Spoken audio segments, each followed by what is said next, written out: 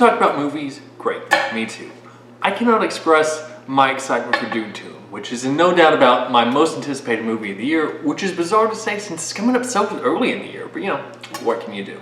As of right now, I haven't seen it. Reviews are coming in very positive. I try to avoid looking at reviews for a film that I know I'm going to want to see, but that way I can have my own perspective on it. But word spreads around and apparently it's really, really good. Which is great because I believe the success of Dune 2 could actually inform a lot of what new Hollywood could look like. I need to see a good movie, you know? Thank you so much for watching. If you could do me a kindness and go ahead and like, comment, subscribe, and do all the things that make life worthwhile, I guess. I don't know. So why is Dune 2 that important for Hollywood right now? Well, I think it's fair to say that Hollywood's in a little bit of a flux right now. I'm considering turning this into more of a broader video on its own topic, so I'll try and keep things here a little more brief. With a range of studio mergers and executions, the migration to streaming leaving everyone flooded and no one happy, most of all the creatives who are now coming off of one of the biggest strikes in history of the entertainment field, and superhero movies no longer being the money printing machines that they used to be. Hollywood could use a big win right now, especially since it's been a long time since the studios have had a major win. Last one was probably back in July with the once-in-a-lifetime marketing bonanza of Barbenheimer. So a lot is riding on the success of Dune 2, and Dune 2 has a strange distinction of being both a sequel, a reboot, a remake, and an adaptation of a popular sci-fi series. Just what Hollywood needs, more reboots and sequels. But it's also much more than that. It's the new film coming from what could be the next household names as far as auteur directors go, and that alone has my film bro Jimmy's all rustled. It's also lined wall to wall with a stacked cast, many of which are shaping up to be Hollywood's new A-list stars. So what I would like to do with this video is to go over why I feel like Dune 2 is a unique position to usher in a new area of Hollywood. To do this, I want to look at the director of the franchise, the stars of the franchise, and just the Dune franchise as a whole. The Dune franchise is a weird one, especially for me. I've always been aware of Dune, but I've never really kind of consumed anything from Dune prior to actually watching the 2021 movie. Based on the 700+ page novel by Frank Herbert, I'm sorry, I'm never gonna read it. Sorry, just not gonna happen. I'm sure it's good, I'm sure it is, just not happening. Infamously, it was already adapted in 1984 by everyone's favorite kooky auteur director, David Lynch. This, I'm ashamed to say, I've never seen. I've watched several video essays about it, but I might watch it one day. Just as of right now, the recording of this video, I have not seen. Also, there was a TV adaptation in the 2000s. I know even less about that one. But of course, with many other failed adaptation attempts along the way, it was only a matter of time until someone gave Dune the big Hollywood treatment, and oh boy did they, with the 2021 film of Dune Part 1. Side note, we'll get into Denis in a little bit, but there was a story that Christopher Nolan told Denis Villeneuve on stage about whenever they heard that the rights, about when they heard that the rights for Dune were being optioned for a film. With that moment, Christopher Nolan on stage saying to Denis something along the lines of, I knew that your next project would be Dune and that you should never play poker. Isn't that just adorable? Two auteur directors just being on stage, being all cute together. Just makes my heart weep. But let's move on a little bit and talk about 2021's Dune Part 1. In total, I've seen the first movie 3 times. I saw it twice in IMAX when it first came out, and once in preparation for this video, and of course, just my overall hype for Dune 2. I want to talk a little bit about what I feel like my personal feelings are, and as well as what I feel like the broader public opinion on the film might be. Dune 1 is a very hard movie to talk about it because it's a movie more than like any other. It kind of lives and dies on its sequel, which is never really a way I want to approach reviewing a film. I do think splitting the book into 2 different movies was the way to go, but it leaves Part 1 as a movie about all setup, with Part 2 having to be all the payoff. I completely understand that there's a lot to set up. You have to set up a lot. You have to set up the universe, you have to set up the planet, you have to set up the factions of Atreides and Harkonnen and Freeman and Benny and the Jesuits, and also hella big sandworm. And all these things on their own are great, fun, and interesting, but since so much is copied from it for so long, it feels a bit like those other things that have already borrowed from it.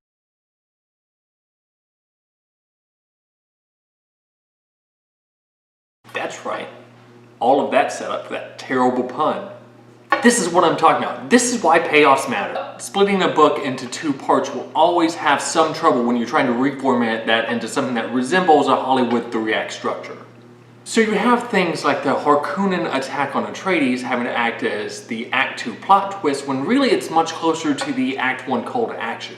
With the finale of Paul's knife fight with one of the Furmen decidedly much smaller in scale than other Hollywood sci-fi epics. Then when the movie feels like it's just now getting going of Paul and his mother living in the desert with the Furmen and riding big sandworms, the movie ends. And when part 1 came out, it wasn't 100% that we would get a part 2, so all in all, I'm just happy that we're going to get an ending to it.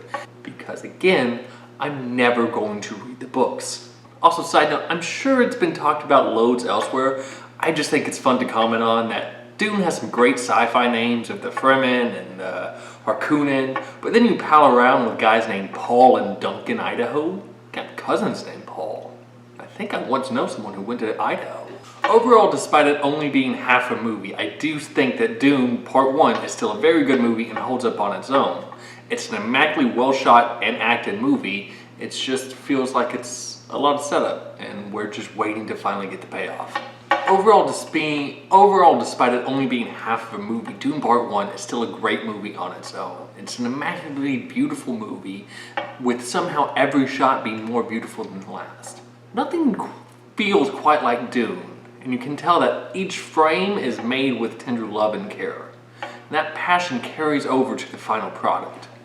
Also, I don't know where else to put this, so I'm just going to put this here. These movies are apparently much cheaper to make than a lot of other movies. The first one being about 160 million, and then part 2 being about 190 million. In a world where Joker 2 somehow cost 200 million, and routinely budgets are starting to creep into 300 plus million, with no evidence that that money is actually turning into a better movie, either critically or commercially.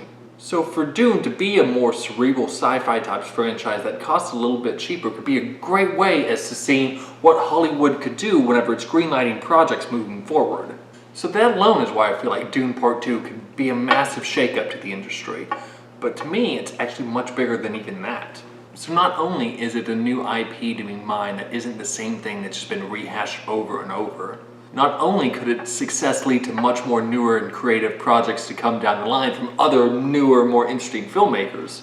What really stands out to me on why Dune looks to be a major win for Hollywood business in general and brings something more than the table, more than just the sum of its parts, is actually the talent, both in front and behind the camera.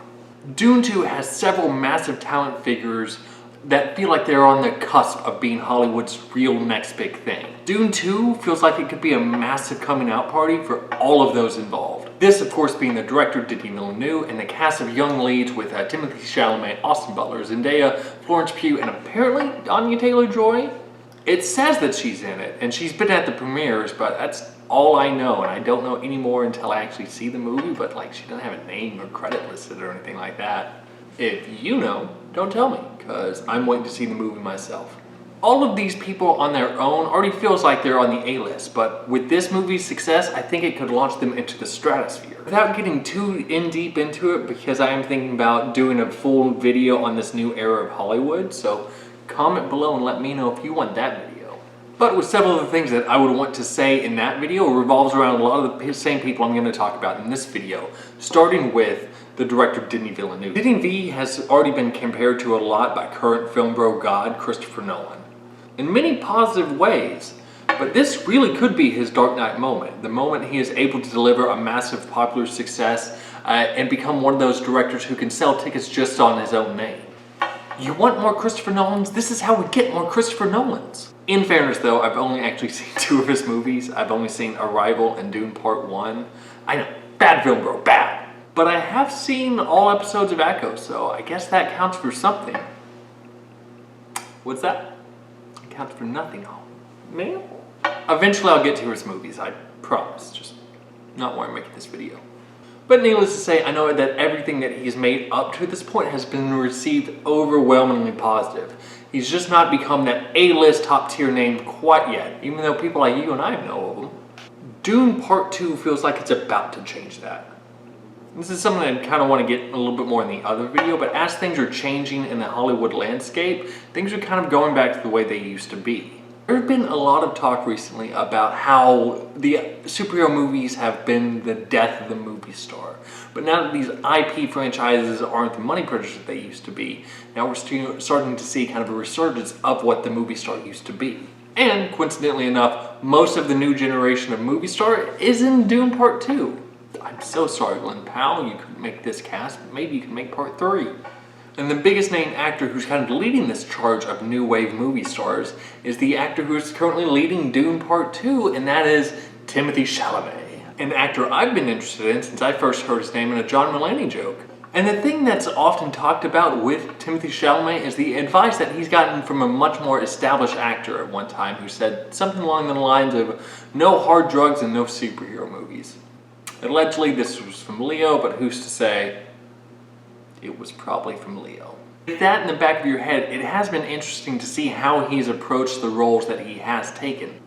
Regrettably, again, I've only seen 2 of its roles, Dune and Wonka. No one wanted to go see Bones and All with me. Looking on the outside, these roles fulfill what a superhero movie would be in an actor's career, i.e. a big studio movie about an origin stories of a well-known character, or, a well-funded sci-fi property, but with enough differences on its own to make it stand out of the pack. Giving Timothée Chalamet much more brand recognition than it would be with some actor who just gets known for wearing a costume. And I have to say, Timothée has excelled in both roles that I've seen him in, and they've shown his big range, going from, the solemn somberness of Paul Atreides to the fun, more wacky and musicalness of Wonka. Both of these are really good movies, and you should probably see them, but you should definitely probably see Part 2 with me.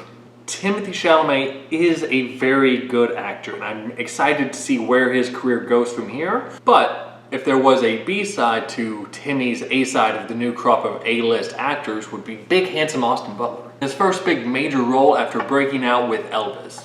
A role that literally broke his own voice. People give him guff for it. I don't know. I like his deep voice. I say keep it. But the word around is that his performance in Dune 2 is amazing. Again, I haven't seen it yet, but it is the thing that I'm most looking forward to. Even though I thought shaving his head kind of looked ridiculous, now it's really starting to grow on me, and I'm considering shaving my own head. Seriously. I hate this beard. But just looking at both Tim and Austin's career, it's just good to see actors getting recognized for their own performances in good projects, and not just the capes that they wear. And then the same can be said about the female co-stars of the film, Zendaya and Florence Pugh. Both of whom have MCU credits on their name, but are continuing to make themselves known outside of that. With Zendaya alone becoming Hollywood's new it girl, and the first mononym celebrity in a very long time. She has that going for her. Both of these women are fantastic actors and deserve much more to be said about them and their career so far. But more I write this, more I feel like I have a lot more to say in that other video that I've been talking about, and less kind of about this video. So I'm going to leave it there for now. Dune Part 2 looks every bit the epic that the audiences have been clamoring for. The entertainment industry has been in a huge flux since COVID. Dune could be Hollywood's new savior and a guiding light into how movies and entertainment are greenlit moving forward. To be able to explore new ideas and new properties with named directors and A-list cast, delivering great performances, I mean, that's what big budget Hollywood filmmaking should be about. Not just someone's milking of nostalgia for every penny. That's where I'm going to leave it for now. Obviously, I'm very excited for Dune. If I was any more excited, I'd probably be buying a popcorn bucket. But I would love to hear from you. What is your level of excitement from Dune? Do you feel like me, that like it could be the new messiah of Hollywood? Or something you're going to skip because you fell asleep watching the first one on streaming? Comment below. Let me know. Thank you so much for watching. I'm out.